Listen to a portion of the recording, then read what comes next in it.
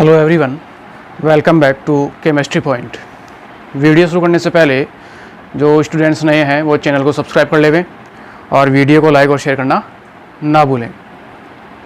Second बेटा जो है आपको वीडियो पहले कंप्लीट देखना है। आप वीडियो को कंप्लीट देखेंगे तभी आपको इसमें दिया हुआ मैटर समझ में आएगा और तभी मैं ये मानता हूँ कि वीडियो देखने का फ़ायदा है, नहीं एक तरीके से वो टाइम पास है जिसे मैं मानता हूँ।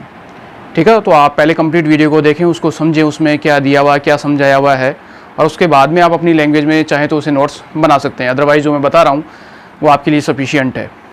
ठीक है, नेक्स्ट इस वीडियो में जो बेटा अपन डिस्कस करेंगे वो अपना जो है वो सॉल्यूशन का चल रहा था। सॉल्यूशन में अपने 2 लेक्चर हो चुके हैं, जिसके अंदर उसका जनरल इंट्रोडक्शन हो गया, सॉल्यूशन के टाइप हो गए, सॉल्यूशन कितने प्रकार का होता है, उसके बाद में सॉल्यूशन की जो है वो सांद्रता किस प्रकार निर्धारित की जाती है, उनकी इकाइयाँ यूनिट्स क्या हैं, उनके बारे में डिस्कशन चल रहा था। जिसमें अपने 2 हो गए, पीपीबी पार्ट पर बिलियन और पीपीएम पार्ट पर मिलियन। तो इसी में जो है वो कंटिन्यू तीसरा जो है वो अपना आज का टॉपिक होगा, वो होगा मोललता का। मोललता के बारे में डिस्कस करेंगे। अब मोललता क्या है? मोललता जो है इसका रिप्रेजेंटेशन जो होता है वो होता है आपका स्मॉल एम से, इसे स्मॉल एम से प्रदर्शित किया जाता है। तो इसमें अपन जो पॉइंट लें, इसे स्मॉल एम से प्रदर्शित किया जाता है। ठीक है, दूसरा मोललता किसे कहते हैं? मोललता जो है इसी के साथ बेटा इसमें एक और आएगी मोलरता। जब आगे अपन इस चैप्टर को आगे कंटिन्यू करेंगे तो वहाँ पे मोलरता भी आएगी। मोलरता और मोललता, जिसे मैं अपनी रफ भाषा में कहता हूँ छोटी मम्मी और बड़ी मम्मी। मोलरता और मोललता, मोललिटी और मोलरिटी। तो कन्फ्यूजन चलता है तो मैं इसको भी मानता हूँ बड़ी मम्मी और छोटी मम्मी, इस तरीके से। ठीक है, तो याद रखना आसान हो जाता है। तो मोललता जो होती है, मोललता मोललिटी जो होती है वो होती है 1 किलोग्राम विलायक में। ध्यान रखना इसमें सेंटेंस। मोललता हमेशा ज्ञात की जाती है 1 किलोग्राम विलायक में। 1 किलोग्राम विलायक में उपस्थित विलय के मोलों की जो संख्या होती है वो कहलाती है मोललता। ठीक है, मोलरता जब आगे पढ़ेंगे उसमें देखेंगे तो वो होती है अपनी 1 लीटर विलियन में। वो 1 लीटर विलियन में होती है। मोललता होती है 1 किलोग्राम विलायक में। यहाँ विलायक है, वहाँ पे विलियन होगा। तो जब अपन वहाँ पढ़ेंगे तो अपने आप अपने को मालूम हो जाएगा दोनों में क्या डिफरेंस है, दोनों में क्या अंतर है। ठीक है, तो मोललता है 1 किलोग्राम विलायक में उपस्थित विलय के मोलों की संख्या, वो कहलाती है मोललता। ठीक है, तो मोललता हो गई अपनी 1 किलोग्राम विलायक में उपस्थित विलय के मोलों की संख्या, विलय के मोलों की संख्या मोललता स्मॉल एम कहलाती है। ठीक है, इसे मोललता कहा जाता है। किसमें है ये? 1 किलोग्राम विलायक में। ये ध्यान, सबसे इंपॉर्टेंट पॉइंट ये है, 1 किलोग्राम विलायक में उपस्थित विलय के मोलों की संख्या मोललता कहलाती है। थर्ड पॉइंट, इसकी इकाई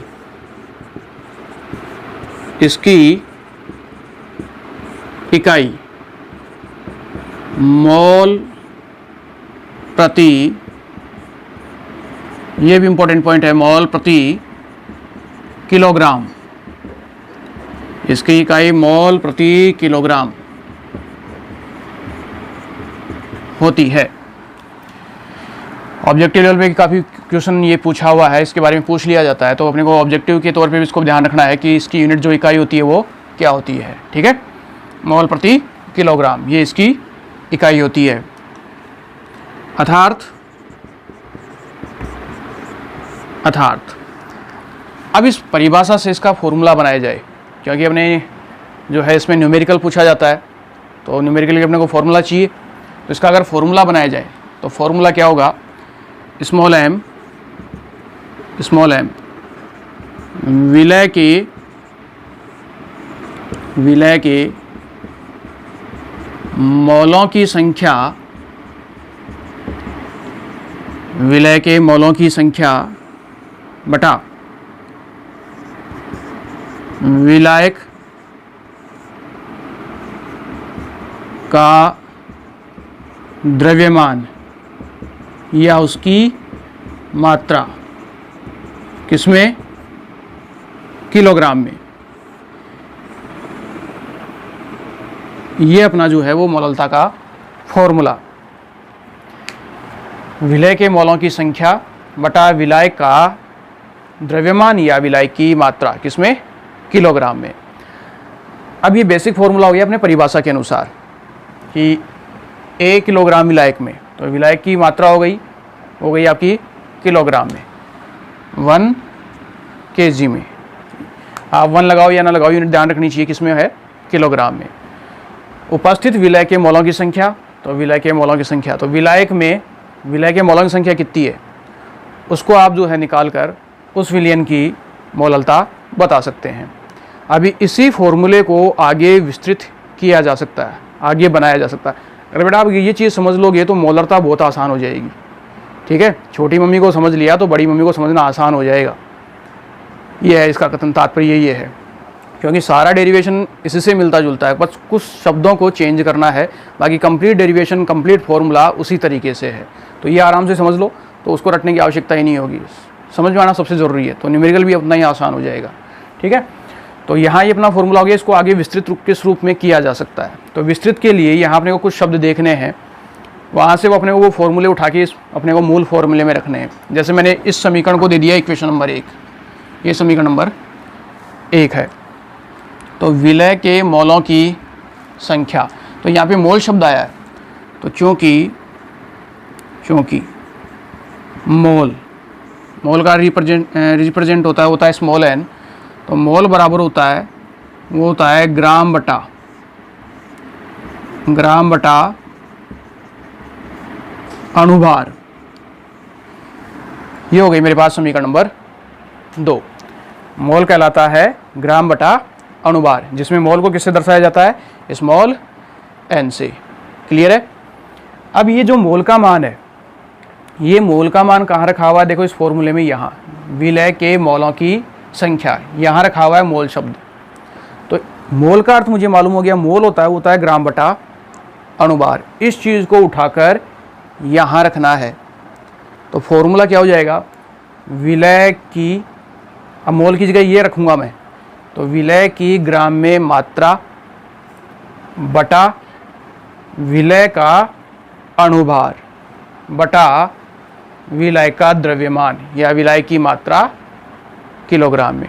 ठीक है, फॉर्मूला क्या हो जाएगा? विलय की ग्राम में मात्रा बटा विलय का अणुभार। विलय की ही तो ग्राम में मात्रा होगी, विलय का ही अणुभार होगा, क्योंकि ये मोल शब्द किसके साथ जुड़ा हुआ है? विलय के साथ जुड़ा हुआ है। ठीक है, और ये यथावत ऐसे की ऐसे। तो फॉर्मूला क्या हो जाएगा? फॉर्मूले को देखें,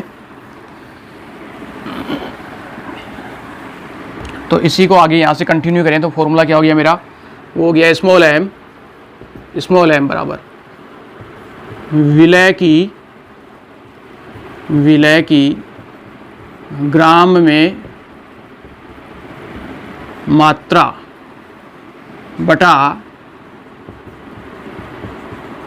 विलय का अणुभार स्मॉल m।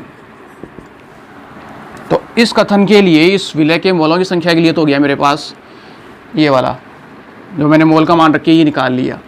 तो ये तो सोल हो गया विलय के मोलों की संख्या। अब ये यथावत ऐसे की ऐसे। नीचे हो गया विलायक का द्रव्यमान या विलायक की मात्रा कर लो, या विलायक का द्रव्यमान कर लो। विलायक की मात्रा हो जाएगी किलोग्राम में। ठीक है, तो आप द्रव्यमान कर सकते हो या मात्रा कर सकते हो, या विलायक, ये नहीं करना चाहो तो विलायक का द्रव्यमान ये भी कर सकते हो। किसमें? किलोग्राम में। तो बात ये कि ये मात्रा किलोग्राम में या द्रव्यमान आपका किलोग्राम में। ये मेरे पास फॉर्मूला निकल के आ गया। अब इस फॉर्मूले में ये मेरे पास इक्वेशन नंबर क्या हो गई, ये हो गई मेरे पास इक्वेशन नंबर 3। अब इस इक्वेशन नंबर 3 में चेंज किया जा सकता है समीकरण नंबर 1, समीकरण नंबर 2। बेटा फॉर्मूला का ध्यान रखना, फॉर्मूला किस तरीके से बन रहा है। समीकरण 1, समीकरण 2, ये हो गई समीकरण नंबर मेरे पास 3। अब यहाँ चेंज क्या कर सकता हूँ, जो ये दिया हुआ ऊपर वाली राशि, इसमें ये विलय का अनुभार कहाँ आ सकता है, इसके नीचे बटा में है, अनुपातिक मान है, तो इसको नीचे लाया जा सकता है। तो फॉर्मूला क्या हो गया, इसको रब कर रहा हूँ मैं, लिख लिया होगा। तो फॉर्मूला हो जाएगा मेरे पास m बराबर विलय की ग्राम में मात्रा, और ये नीचे आ जाएगा इसके पास, हो गया नीचे विलय का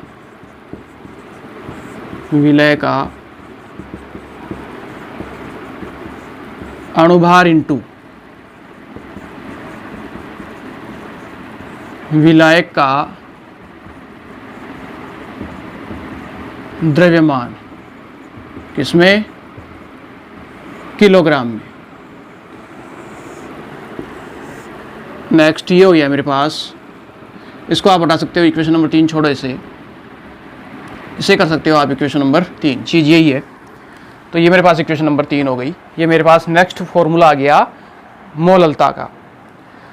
अब यहाँ फिर चेंज किया जा सकता है कि मान लो क्वेश्चन के अंदर चेंज कर सकता है कि यहाँ पे हमने परिभाषा में क्या लिया है, किलोग्राम लिया है। मान लो परिभाषा में किलोग्राम नहीं दिया है, किलोग्राम की जगह आपको मात्रा या जो द्रव्यमान दे दिया वो दे दी ग्राम में। तो जब ऐसी कंडीशन आ जाए तो उस स्थिति के अंदर फॉर्मूला क्या चेंज हो जाएगा, किस तरीके से परिवर्तित होगा। तो उसके लिए हो सकता है, चूँकि 1 किलोग्राम, 1 किलोग्राम, 1 किलोग्राम में कितना ग्राम होता है, 1000 ग्राम। 1 किलोग्राम में 1000 ग्राम होता है। तो जब 1 किलोग्राम में 1000 ग्राम होता है और क्वेश्चन के अंदर ग्राम में बात की जाती है, तो यही फॉर्मूला किस रूप में हो जाएगा, ये फॉर्मूला हो जाएगा। और जहाँ से क्वेश्चन सबसे ज़्यादा पूछा जाता है वो अपने पास स्टेप ये होगी, मोललता बराबर विलय की ग्राम में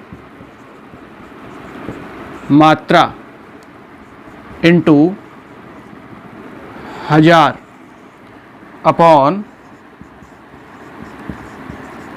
विलय का अणुभार इंटू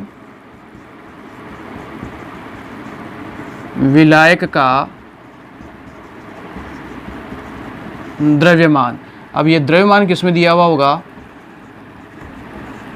ग्राम में। तो जब क्वेश्चन में ग्राम में दिया हुआ हो तो उस कंडीशन के अंदर मात्रा अपने पास ग्राम में दी हुई हो तो फॉर्मूला ये काम में आता है।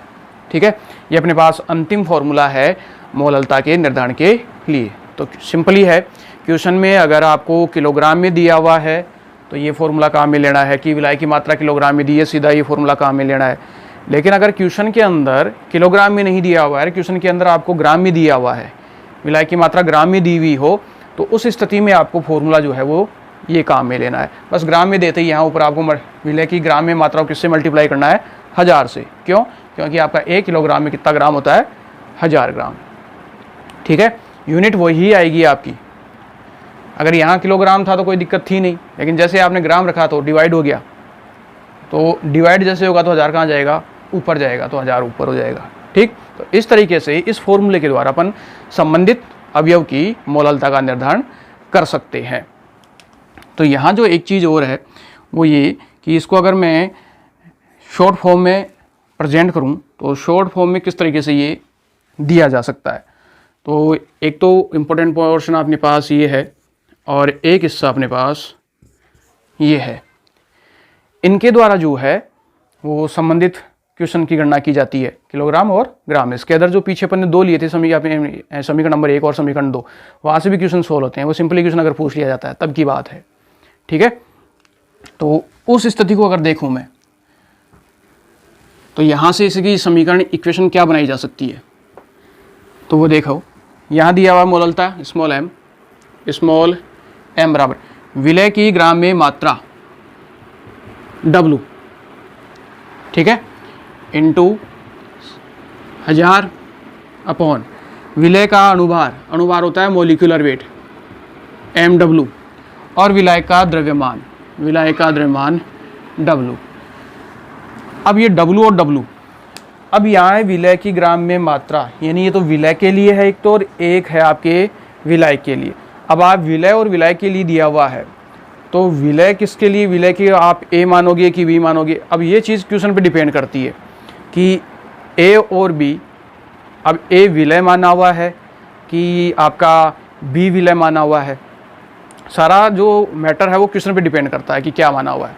तो फिलहाल ये माना जाता है कि जो विलय की मात्रा है, जो माना जाता है स्टैंडर्डली नॉर्मली अपन मानते हैं, तो विलय की जो ग्राम में मात्रा है उसको प्रेजेंट किया जाता है A से, WA से, और जो विलय का जो द्रव्यमान है इसे प्रेजेंट किया जाता है B से। इसे मैं यूँ कर सकता हूँ MWA, A जो क्या है वो विलय, ये विलय का जो है वो क्या है, अणुभार है, ठीक है, समझ गए। मॉलिक्यूलर वेट अणुभार होता है, ये अणुभार किसका है, विलय का, तो मैंने ब्रैकेट में कर दिया इसके आगे ये A, यह है विलय की मात्रा, यह विलय का द्रव्यमान, ये हो गया आपका विलय का द्रव्यमान। तो सिंपली फॉर्मूला क्या हो गया, इसी को चेंज कर दिया, तो यहाँ इसके अर्थ क्या हैं, अर्थ लेना चाहूँ तो शॉर्ट फॉर्म में ये इस रूप में रिप्रेजेंट हो गया फॉर्मूला।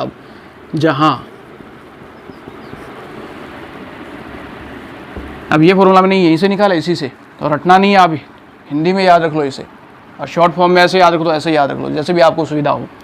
तो WA बराबर क्या है, जहाँ WA बराबर है विलय की ग्राम में मात्रा, MWA है विलय का अणुभार, उसके बाद में दिया हुआ आपको WB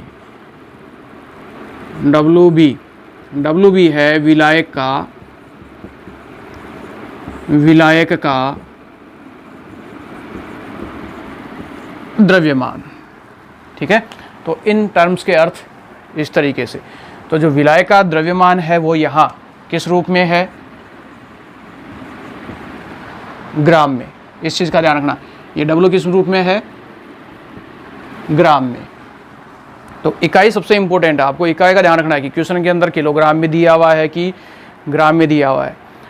अब ज़रूरी नहीं कि ये सब हर बच्चा ही ऐसा करता है या हर स्टूडेंट ही ऐसा करेगा काम। जल्दीबाजी में क्या होता है कि क्वेश्चन को अपन पूर्ण रूप से पढ़ते नहीं, अपने जहन में रटा हुआ सिस्टम होता है, तो रटे हुए सिस्टम के अनुसार वैसे ही काम होता है। क्वेश्चन के अंदर जो है वो दिया हुआ है किलोग्राम, फॉर्मूला रटा हुआ है, वो रटा हुआ है ये, तो इकाई तो देखी नहीं कि किलोग्राम में दिया हुआ है और फॉर्मूला ये लगाने को बैठ जाता है। तो आप सिंपली इस फॉर्मूले को यहाँ क्यों लगाते हो इस तरीके से, अगर आप इसको यहाँ से इस तरीके से लगाओगे तो किलोग्राम में आ गया और ऊपर आप 1000 करोगे, मल्टीप्लाई करोगे, तो वो किलोग्राम में थोड़ी है, वो तो सारा ही मामला बिगड़ गया, आंसर ही आपका मैच नहीं करेगा। तो यूनिट देखनी है, ये फॉर्मूला लागू करना है ग्राम के लिए, जब आपको ग्राम में दिया हुआ हो, वैल्यू आपकी ग्राम में दी हुई हो। किलोग्राम में दिया तो इससे ऊपर वाला जो नेक्स्ट ऊपर वाला फॉर्मूला था क्वेश्चन नंबर 3, तीसरी समीकरण, वहाँ से किलोग्राम में निकाल लिया जाता है, ठीक है। तो इन दो फॉर्मूले के द्वारा ज़्यादातर न्यूमेरिकल क्वेश्चन पूछा जाता है।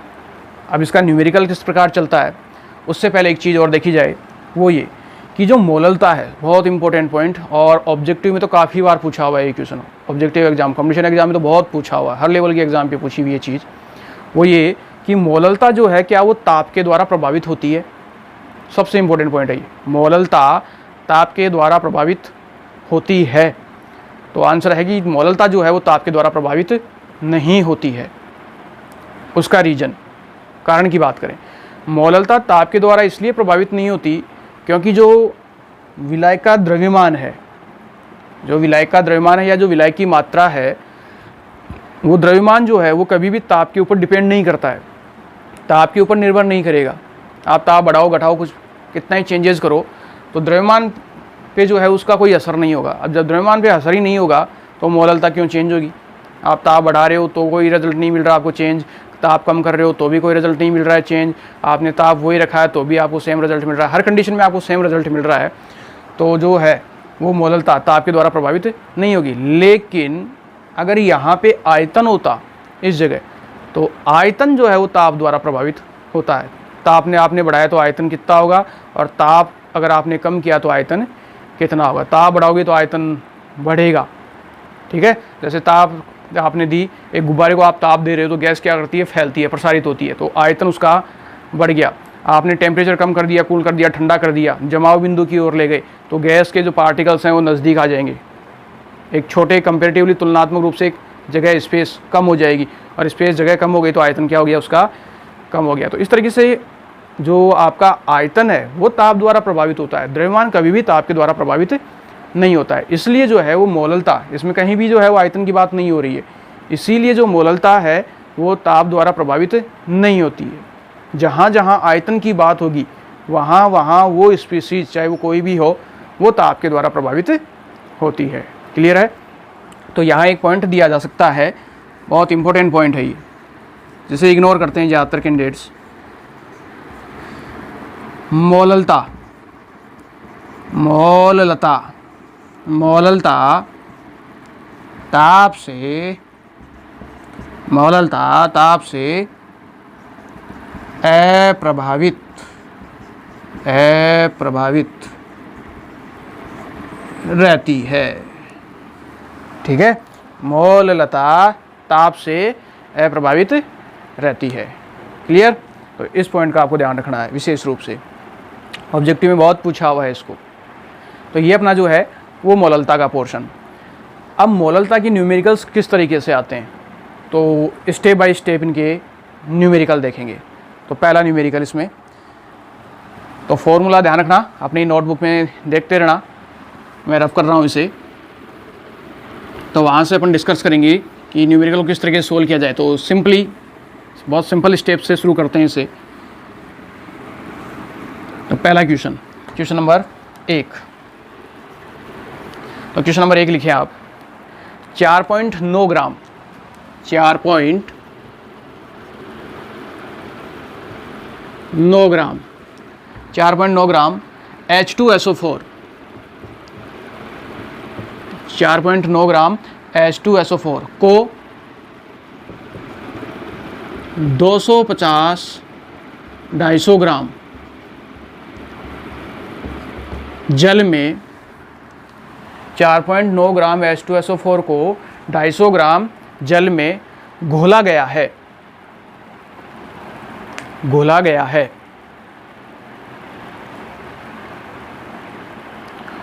उपरोक्त विलयन की मोललता, उपरोक्त विलयन की मोललता ज्ञात कीजिए, उपरोक्त विलयन की मोललता ज्ञात कीजिए, ठीक है। ये अपना क्वेश्चन है, आपको इस विलयन की मोललता निर्धारित करनी है। तो इसका सॉल्यूशन देखें इसका। तो सबसे पहला काम होता है अपना फॉर्मूला लिखना, कि अपने को जो फॉर्मूला दिया वो अपना फॉर्मूला क्या है। तो देखो यहाँ 4.9 ग्राम H2SO4 को 250 ग्राम जल में, जल में, ये स्टेप है क्वेश्चन की, 250 ग्राम जल में H2SO4 को, यह हिंदी के शब्द पढ़ना है इसमें, ये लिख के तो देगा नहीं है आपको कि ये विलय है और ये विलायक है। अब आपको खुद को छांटना है कि विलय कौन है और विलायक कौन है। तो अगर रफली भी ढूंढोगे तो कोई भी चीज़ हमेशा जल में ही घोली जाती है, ज़्यादातर जल में ही घोली जाती है। तो जल में घोलोगे तो जल तो हो गया विलायक, और आप किसको घोल रहे हो, क्या डाल रहे हो जल के अंदर, वो हो गया आपका विलय। फिर भी अगर नहीं समझ में आता है तो उसका एक तरीका है वो ये, में और को, नींबू रस को, ठीक है, जल में, को जल में, तो में वो है विलायक और को वो है विलय। तो जिसके साथ को लगा हुआ है वो तो है विलय, और जिसमें में शब्द लगा हुआ है वो आपका विलायक। इस तरह से भी इसी को पहचाना जा सकता है। वरना इसमें सीधा सिंपली हो जाता है कि जल जो है वो विलय, क्योंकि जल में ज़्यादातर चीज़ें घोली जाती हैं। अब जिसको आप घोल रहे हो वो हो जाएगा विलय और जल हो गया मेरा विलायक। और कुछ और भी देखना चाहिए, नहीं सर ऐसे तो कन्फ्यूजन हो जाएगा, पता नहीं और भी कुछ चीज़ें दी हुई हो, तो उसमें ये हो जाएगा कि में जिसके साथ है, जहाँ में लगा हुआ है जिसके साथ वो है विलायक, और जहाँ को लगा हुआ है वो है आपका विलय।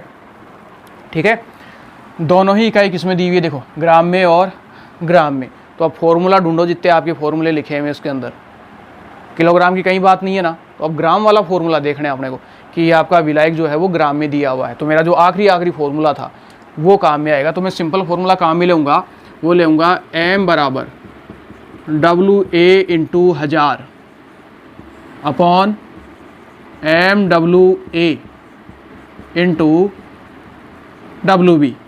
ये मेरा मोललता का फॉर्मूला, यूनिट मोल प्रति किलोग्राम, इकाई यही है इसकी।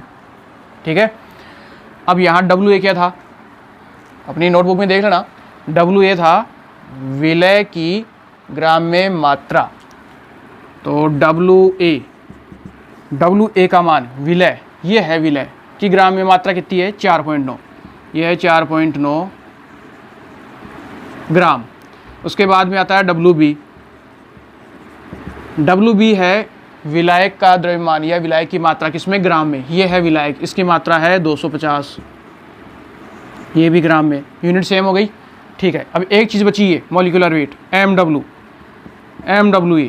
अब MWA क्या है, H2SO4, ये है H2SO4।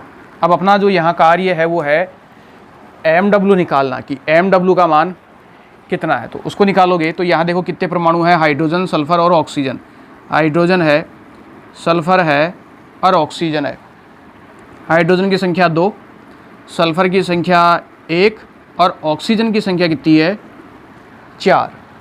ठीक है, अब एक हाइड्रोजन का मॉलिक्यूलर वेट होता है, परमाणु भार होता है वो 1। सल्फर का होता है एक सल्फर का होता है 32, परमाणु क्रमांक 16 और द्रव्यमान मान उसका होता है 32 परमाणु भार, इनटू ऑक्सीजन, एक ऑक्सीजन का वेट होता है 16, परमाणु क्रमांक होता है 8 और जस्ट उसका डबल, सब में लागू नहीं होगा डबल, ध्यान रखना ये, तो जस्ट उसका ऑक्सीजन का डबल हो जाएगा 16। तो यहाँ इसको सोल्व करोगे, 2 को 1 से मल्टीप्लाई करोगे तो 2 गुणा करोगे, 32 को 1 से गुणा करोगे 32 और 16 को 4 से गुणा करोगे 64। टोटल मान कितना आ गया, तो टोटल मान को देखें तो 4 और 4 8 और 6 और 3 9, तो ये मेरा हो गया MW। तो MW की वैल्यू कितनी है मेरे पास 98, ये मेरा MW का मान हो गया। तो अब मुझे MW भी मिल गया, WA भी मिल गया और WB भी मिल गया, सारी वैल्यू मिल गई, सारे मान मिल गए। अब ये मान उठाकर आप इस फॉर्मूले में रख दो, तो जो है वो फॉर्मूले के अनुसार क्या हो जाएगा, स्मॉल m बराबर WA का मान कितना है 4.9। उसके बाद में MW का मान कितना हो गया 98, ऊपर हो गया इंटू 1000, ये हो गया 98 इंटू WB का मान कितना हो गया 250। अब आपको काटा पीटी आनी चाहिए, अब इसका ऑपरेशन करना है, अब ऑपरेशन करना आना चाहिए। अब यहाँ डॉक्टर बन जाओ, तो ऑपरेशन करोगे तो 250 को इससे काटोगे तो 4 बार कटेगा। ये 250 का 4 में भाग दोगे, 250 500 250 750 और 250 आपका 1000, तो ये सिंपली 4 से कट जाएगा, यहाँ 4 हो गया। अब यहाँ देखो इस जगह ये दिया हुआ 4.9, आप इस पॉइंट को हटाओगे, अब ये सिंपल ये गणित आनी चाहिए आपको, तो m बराबर हो गया 49, इस पॉइंट को हटाऊंगा तो ये हो जाएगा गुना 10 की घात -1, इस पॉइंट को हटा दे, इसको यहाँ आगे लेके जाऊँगा तो 10 की घात -1 आगे दिया हुआ इंटू 4 बटा, ये हो गया 98। ठीक है, अब देखो ये सोल्व होगा, 49 को इससे काटोगे, 49 को 98 से काटोगे तो 2 बार कटेगा, पहाड़ा आना चाहिए, 49 को इससे काटोगे तो 2 बार कटेगा, और 2 जो है वो कटता है किससे 4 से, कितनी बार 2 से, तो ऊपर वैल्यू कितनी हो गई 2 दूनी 4, तो m बराबर क्या हो गया, m बराबर हो गया आपका 2 इंटू 10 की घात -1, और इसे और किस रूप में लिखा जा सकता है, या m बराबर 0.2 मोल प्रति किलोग्राम, ये मेरा जो है वो मोललता का मान। ठीक है, मोललता हो गई मेरी 0.2 मोल प्रति किलोग्राम। तो इस तरीके से जो है वो किसी भी विलयन की मोललता का जो है वो निर्धारण किया जाता है। ठीक है, नेक्स्ट वन, इसी में अगला क्वेश्चन, ये आप नोट कर ही लोगे, बस थोड़ा यूनिट का ध्यान रखना, चेंज करना आना चाहिए, मोलिकुलर वेट आपको निकालना आना चाहिए। तो 11th में अपना सीखा हुआ है, नहीं है तो उसको आपको मेरे जो बेसिक्स वीडियो हैं केमिस्ट्री के वो आपको देखने होंगे, तो वहाँ से आपको अपने आप क्लियर हो जाएगा। जितना पॉसिबल हो सकेगा वो मैं साथ में क्वेश्चन में लेके चलूँगा। सेकंड क्वेश्चन, ये आप जो है वो घर से प्रैक्टिस करेंगे, इसकी आप निकाल के देखेंगे, उसको फिर मैं नेक्स्ट वीडियो के अंदर जो है उसको कंसल्ट करूँगा। तो प्रैक्टिस करेंगे, आप निकाल के देखेंगे उस चीज़ को। तो क्वेश्चन लिखें इसके लिए, क्वेश्चन नंबर 2। क्वेश्चन नंबर 2 लिखो, 103.65 103.65 ग्राम 103.65 ग्राम HCl विलियन में, HCl विलियन में, ध्यान रखना मैंने ये विलियन दिया हुआ है, HCl विलियन में 103.65 ग्राम HCl विलियन में 3.65 ग्राम 3.65 ग्राम 103.65 ग्राम HCl विलियन में 3.65 ग्राम HCl विलय है, HCl विलय है। उपरोक्त विलयन की मोललता, उपरोक्त विलयन की मोललता ज्ञात कीजिए। उपरोक्त विलयन की मोललता ज्ञात कीजिए। क्वेश्चन दोबारा सुन लेना, रिपीट कर देता हूँ।